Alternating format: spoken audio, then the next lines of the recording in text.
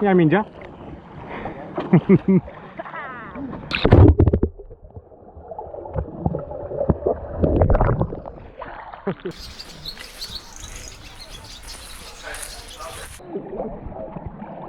Say hi to the camera, Sophie.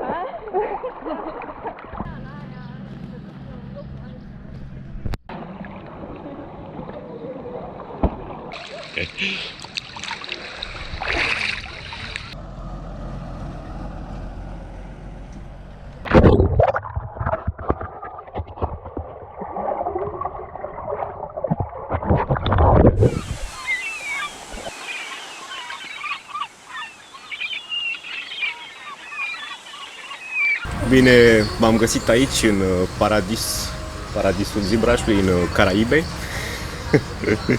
aka Crapeț, Bulgaria. Am venit aici pentru că m-am entuziasmat foarte tare să aflu că se face un workshop de ZBrush la Crapeț, acestea fiind două din lucrurile mele preferate.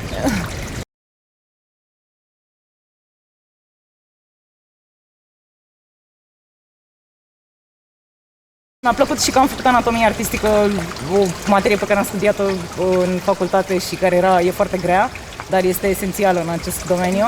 Chiar fac un pipeline de caractere, scanez oameni, folosesc motion capture și nu am avut niciodată foarte mult timp de detaliere, anatomie, lucruri de genul ăsta, deci pentru mine au picat la fix.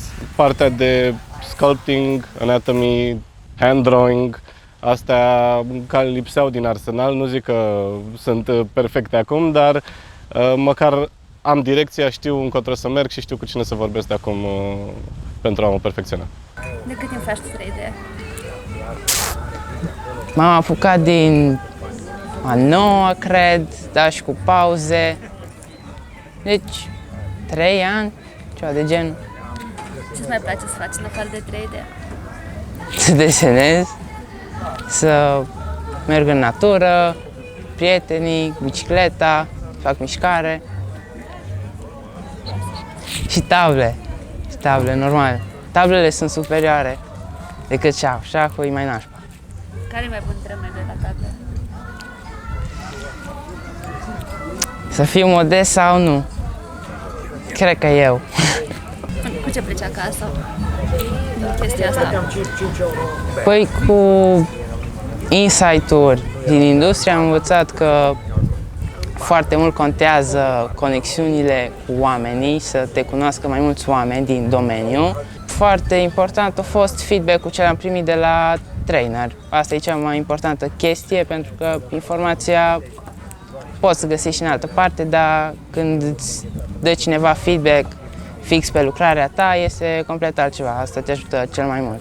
Așteptările mele au fost îndeplinite pentru că am avut ocazia să cer feedback despre lucrările mele, să învăț un workflow de la creare până la finalizarea unei piese de la artiști consacrați care lucrează în domeniu.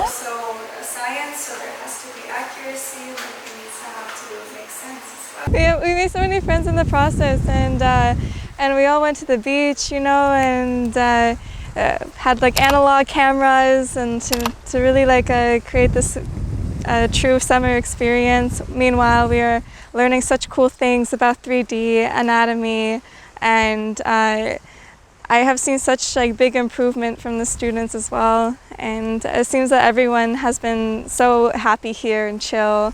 Sometimes I would see a student like all alone, kind of figuring out what else to do, and I come around and I give them feedback, and it's like, oh wow, thank you for like telling me that. I didn't notice these things before.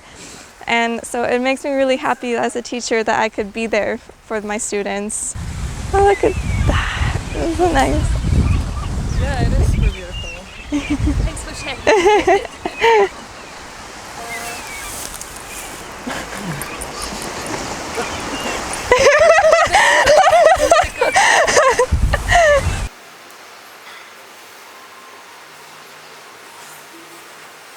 След 5 години се виждам да работя в гейм индустрията, но за жалост все още не мога да кажа със сигурност точно в коя сфера, защото всичко ми е толкова интересно, но може би за сега повече клоня към 3D моделирането, тъй като много се запалих тук и се надяваме всичко да мине по план.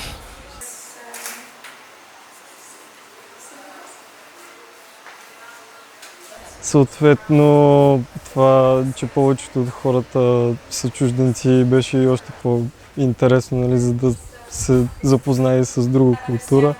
Ами, виждам се в някоя компания, разбира се, в София искам да си остана, за да може да помогна, нали, да се включа в развиването на гейм индустрията в София. И да, като цяло натам съм се запътил.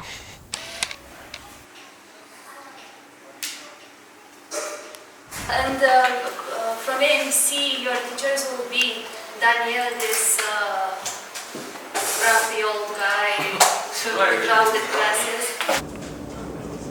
Well, I don't think I'm going to remember them all at once now that I also have to do a presentation, so we'll just have to meet each other while we work together, not up front and abruptly. But yeah, this is the title of my presentation. I hope it caught your attention at least a bit, maybe surprise you. Chicken sex thing might sound a bit weird if you don't know what it is. It's not something as weird as it sounds, but we'll see. Eu mă ocup de videomapping, animație, VJing și workflow-ul meu este cu precădere generativ. Și cumva simțeam nevoia să introduc niște elemente custom în ce fac pentru a tăia cumva această uniformitate pe care zona asta generativă o impune. So let's start. My name is Claudiu Tănase. I'm a freelance character artist. And I was thinking how to approach this presentation. Like the first day should be about all of us getting to know each other and not making heads from the first day. No, you ease in and don't go full. Okay, never mind. When you make a photo, you must pay. I'm a famous guy. No money, no photo. Hey, frate, înțeles? Vagabond. I take your camera. I keep making the photo. Stai. Nu, masă, cam Cam aici.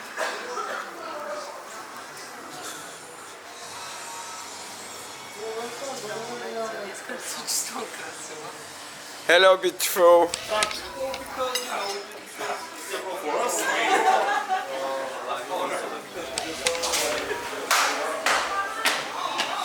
Hadi, stop recording. The actual shape of the lips. Usually, like you have like a bird shape, but even this one can vary a lot from person to person. There are people that have something like this, especially in older people with thin lips. With age, it gets even thinner, so you will get almost no variation in volume in here. His upper lip is kind of big, so we'll do it like this, the distance between the lips. Then here. Yeah, basically watching and doing. Of course, as I told you, this watching and doing, it's not that simple. Because I see in some of you, you watch it, but you don't see it. And that's what you have to probably develop. We can start? Is everything okay? It's okay. Okay, guys. So I'm Nikolai Naidanov. Some of you know me, some of you probably don't know me, but I'm a 3D artist, 3D character artist in Gameloft. Mainly from 15 years ago I started in Gameloft as a 2D artist, and now I'm 3D artist there. Characters I do. And for example, let me show you something I did for the company. This one, for example, one of the latest things, like 4 or 5 years ago, maybe 4 years ago, we did this. This is just a 2D image. Абсолютно със сигурност в България трябва да има повече такива мероприятия. До сега аз не съм участвал на много, но това е едно много добре организирано и много добре направено мероприятие на морето. Много приятно. Всички са много доволни, много щастливи. Даже някои хора казват, че направо такова нещо не са преживявали. За тях е супер голям, много голям, как да го кажа, за тях шансът е много, имат този невероятен късмет, може да се каже, че се срещат с такива хора от индустрията, които по принцип няма къде да срещнат иначе. Иначе или в интернет, или по Фейсбук, или по някакъв чат, но по принцип да срещнеш живо с такива хора, да поговориш с тях, да видиш що за хора са и да прецениш за себе си евентуално какво да вземеш ти от тях. Това е шанс, който е доста рядък, така че повече такива мероприятия биха били полезни със сигурност. За хората, които още се колебаят дали искат да се запишат на подобно мероприятие, няма нужда от колебание, просто веднага се записвайте и отделете една седмица, защото това ще е една от най-полезните седмици в целия ви живот до сега най-вероятно. Hello, my name is Marius Petre. I also work at AMC, colleagues with Georgiana, Claudia and Daniel. And I'm a character artist.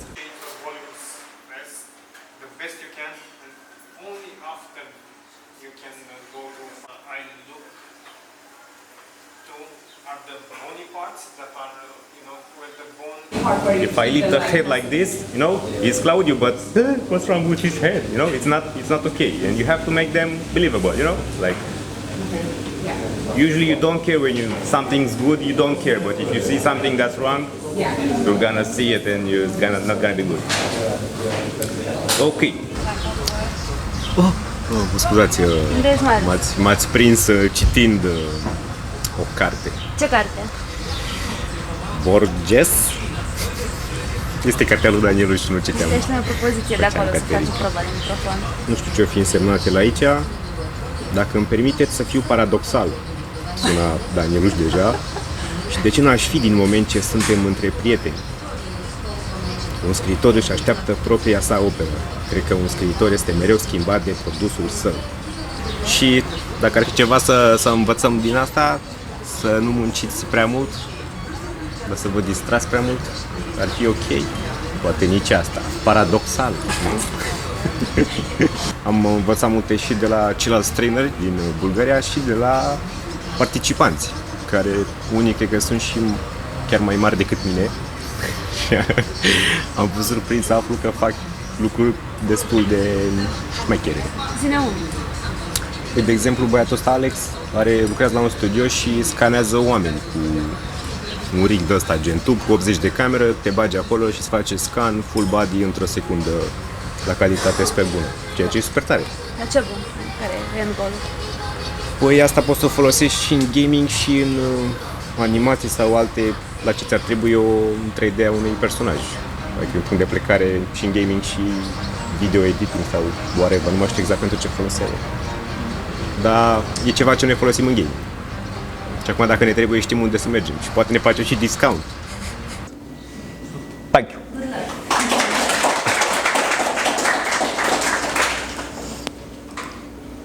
Guess if you have questions we can talk like at Rakia, no? Good. Frate, I get naked. Mama mia. Se poate intensifica foarte ușor munca în contexte din astea foarte precise în care niște oameni s-au adunat împreună pentru a face ceva bine delimitat dinainte. Să stea mult și să lucreze împreună, într-un mod cât mai liber și deschis. În primul rând e foarte greu să reproduci situația asta când ai foarte mulți traineri care să-ți dea feedback pe aceeași lucrare. Fiecare o să aibă o viziune puțin diferită și de la fiecare poți să înveți câte ceva. Și în plus de asta interacționezi și cu alți oameni direct. Un lucru care e foarte greu de făcut pe internet sau într-un format online oricum. Nu mă așteptam să fie chiar așa de fain și oameni mișto și networking bun, piscină, mare, distracție, prieteni noi, super mișto. Mi-amintesc că am văzut un film la un moment dat în care cineva zicea că marile întâlniri se petrec una la 10 ani. Și, nu știu, parcă sună că era un film de Romer, nu mai țin minte. Parcă sună așa, premonitoriu, ai o mare întâlnire odată la 10 ani, trebuie să știi să profiți de ea. Dacă se întâmplă la o tabără la mare, cine știe. Mai facem încă una peste 10 ani. Mai facem una peste 10 ani? Nu, trebuie să faci câte una pe an dacă vrei să ai șanse să întâlnești pe cineva într-un deceniu.